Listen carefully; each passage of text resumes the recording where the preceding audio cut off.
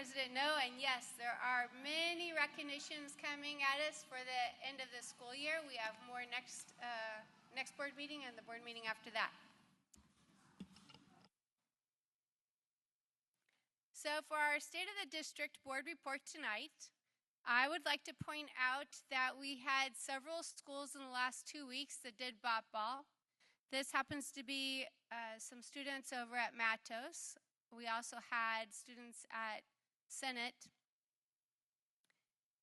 And the thing that I learned about bop ball is that depending on how it's taught, our students as young as kindergarten can begin to learn coding and actually using keyboard rather than icons.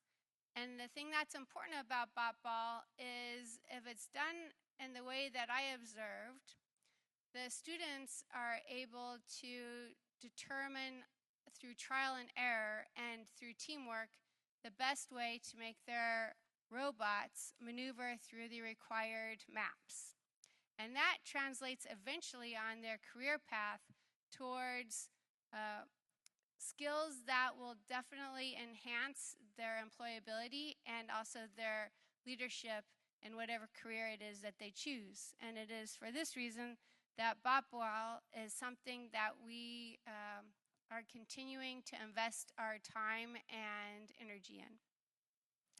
Here on this picture, also noticeable, young women in computer science areas.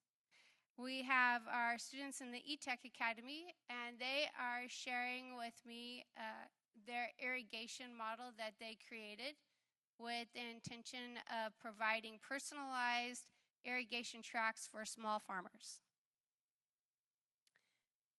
It's these types of hands-on projects that really engage our learners and also the community in which they eventually will become adults and serve in many different ways.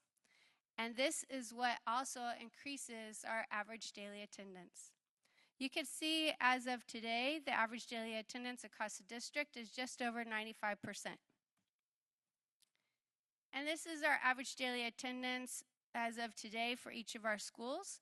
Pomeroy continues to lead with 97%.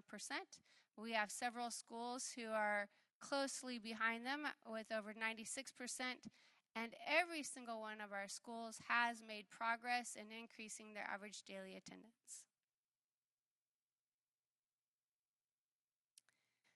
Also, another important group of people to recognize are our Milpitas police officers.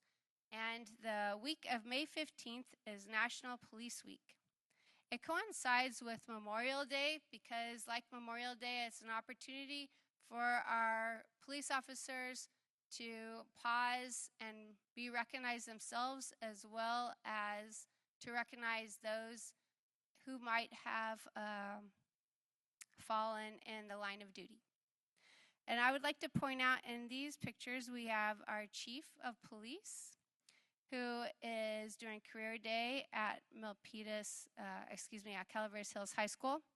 We have our school resource officer, Officer Asefi, who's engaged in conversation with one of our Milpitas High School students. And in the bottom, we have some of our police officers who are enjoying a game of basketball with some of our students. Milpitas Police Department prides itself on community service and community policing. And in doing so, they really work to build relationship with all of our residents, and in particular, our youngest residents who attend our schools. And that concludes my State of the District report.